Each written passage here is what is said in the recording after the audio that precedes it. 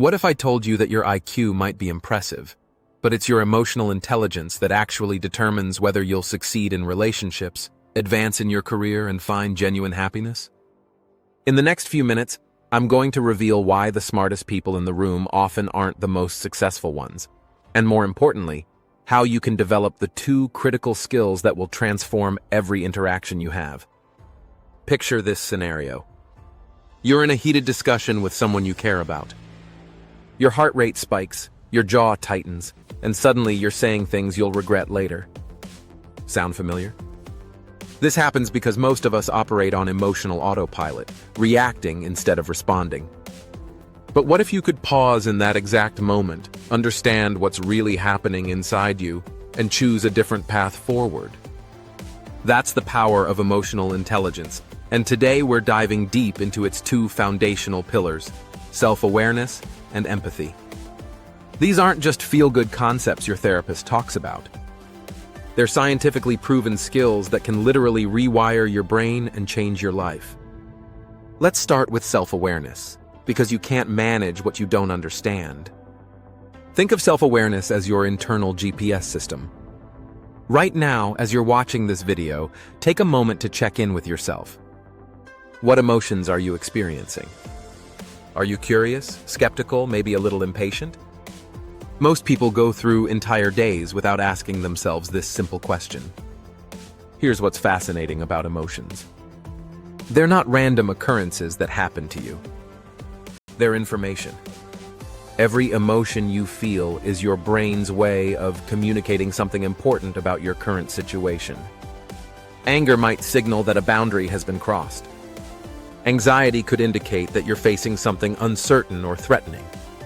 Sadness often emerges when we've experienced a loss or disappointment. But here's where most people get stuck.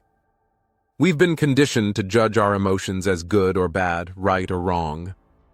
This creates what psychologists call emotional suppression, where we try to stuff down the uncomfortable feelings.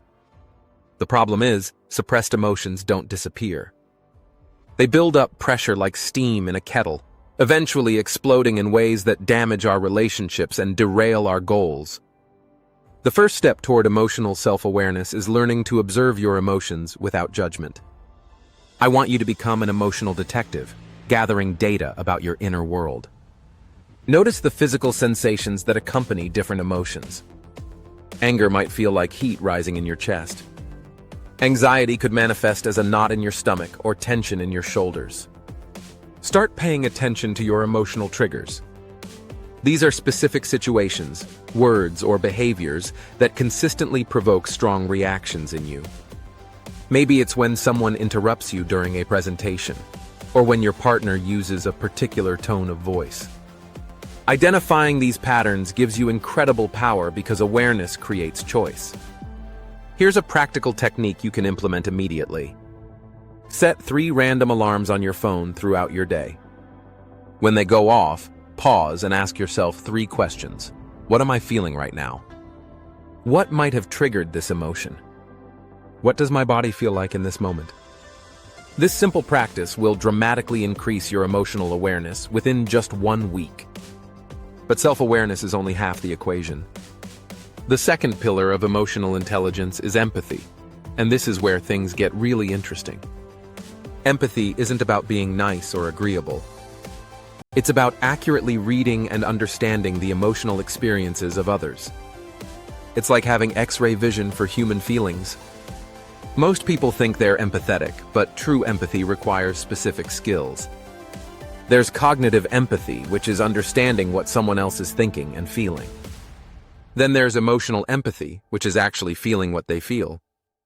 The most emotionally intelligent people can access both types when the situation calls for it. Here's something that might surprise you. Empathy isn't just about helping others feel better.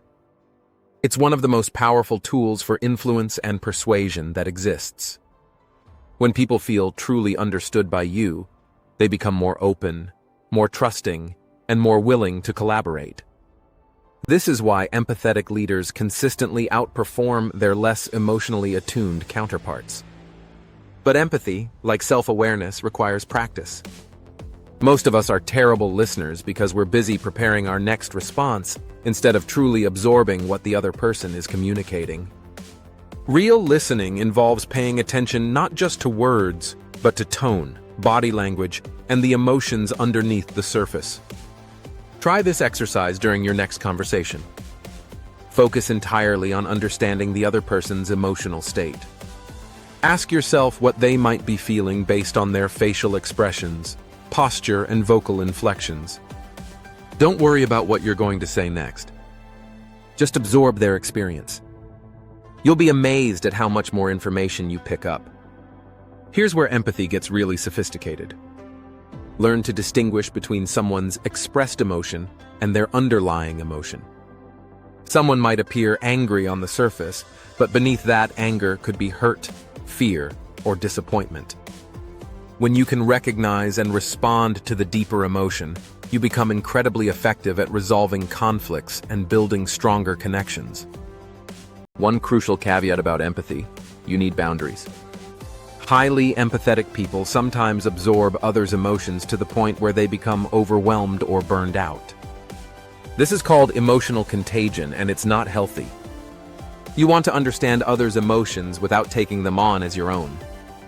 The beautiful thing about developing both self-awareness and empathy is how they reinforce each other. The better you understand your own emotional patterns, the more accurately you can read others.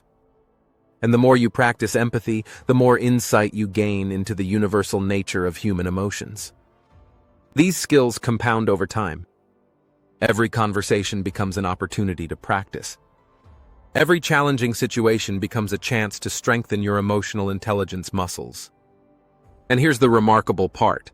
As you develop these abilities, people will naturally be drawn to you. You'll become someone others trust with their problems, someone they want to collaborate with, someone they genuinely enjoy being around. Your homework is simple but powerful. For the next 7 days, practice the emotional check-ins I described earlier. And in every conversation you have, spend at least half your mental energy focused on understanding the other person's emotional experience rather than planning your response. Emotional intelligence isn't a luxury or a nice-to-have soft skill. It's the foundation upon which all successful relationships and meaningful achievements are built. Start developing these abilities today, and watch how every aspect of your life begins to transform in ways you never imagined possible.